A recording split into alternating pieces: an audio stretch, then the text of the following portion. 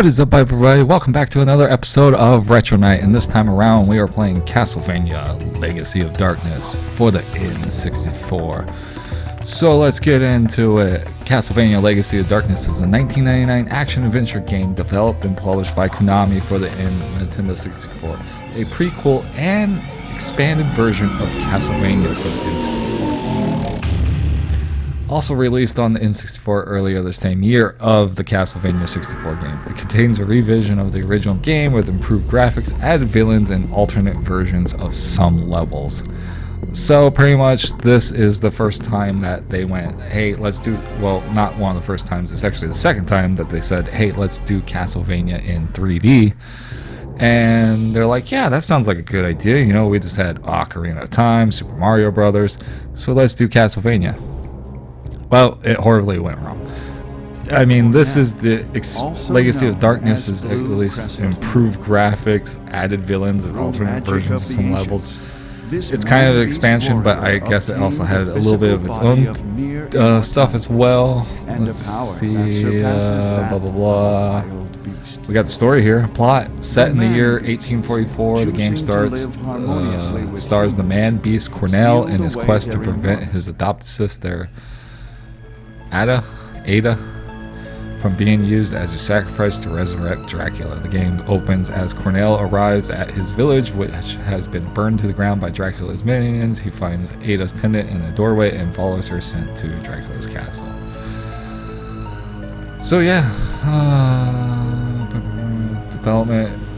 Legacy of Darkness is a continuation of Konami's first attempt of Castlevania, also published in 1999 to create a 3D Castlevania. For example, Cornell was present in early development media and press information for Castlevania, but was ultimately removed before the game's release. So he wasn't in there. He was in the original one, but then that was taken out. And yeah, because they were probably still trying to figure out shit, and that probably what this thing. Legacy of Darkness control of the game's characters, camera, and frame rate were streamlined. The game supports the Nintendo 64's expansion pack add-on. That's another game that I found out that actually supports the expansion pack. It's usually DK and Majora's Mask, and that's about it. Which allows for an option in which textures are displayed in a higher resolution. However, this mode has some frame rate issues. So pretty much, hey, let's play this game and improve the graphics. All right. Fucking, we went from 30 frames per second to 15 frames per second because of this shit. Let's see, reception. It's got mixed reviews according. I know it's a pretty expensive game now. Let me look up that real fast.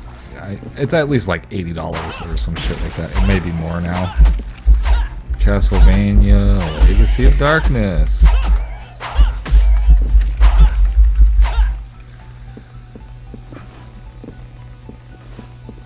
Yeah, it's about $83. There's one on here that's $21.90, but yeah, you can tell it's a fake right away because of the shade of gray is darker than on actual copies.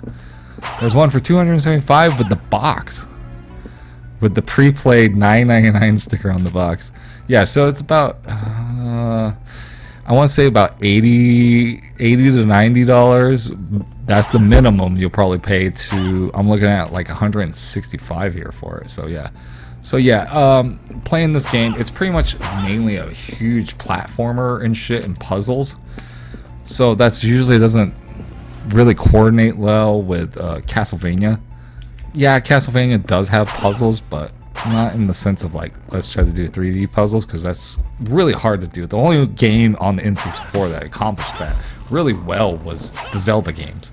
Zelda was the only one that could pull off 3D puzzles, and they did it right. Castlevania trying to do it, it's like, yeah. There's a lot of platforming in it as well. It's hard to platform on a 3D game when you have fucking skeleton dudes chucking bones at you, hitting you and shit. It's just like the original Castlevanias. It's so hard to get off to another side in an original Castlevania because you got the bone guys, the skeletons chucking bones at you. They hit you, you fly backwards and maybe fall into a fucking pit. It seems like the same thing that they translated over to here as well. But yeah, me playing this game I had a little fun with it. I'm like, it's cool. But once I got to some of the puzzles and stuff, I'm like, what the fuck am I supposed to be doing here? I got lost eventually. But yeah, it's an okay one. It's not that great.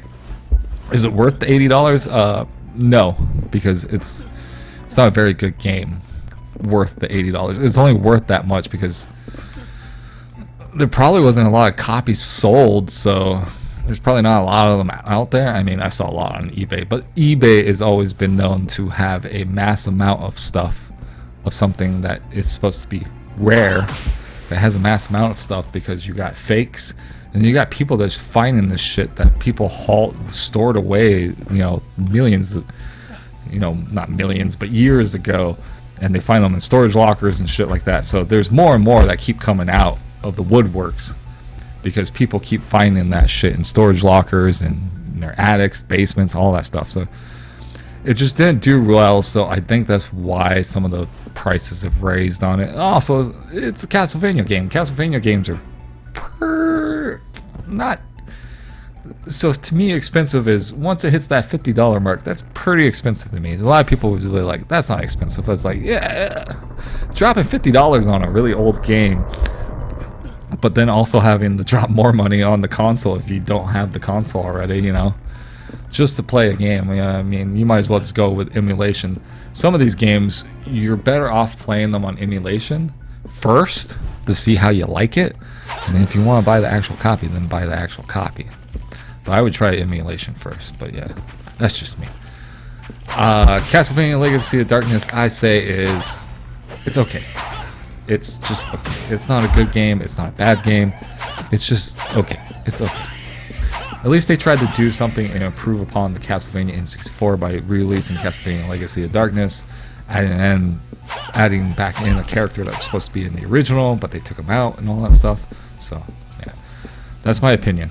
It doesn't mean yours should change. It's just my opinion. That's all it is. Anyways, guys, I've been the Retro Nerd. This has been an episode of Retro Night, and we're playing Castlevania Legacy of Darkness. Retro out.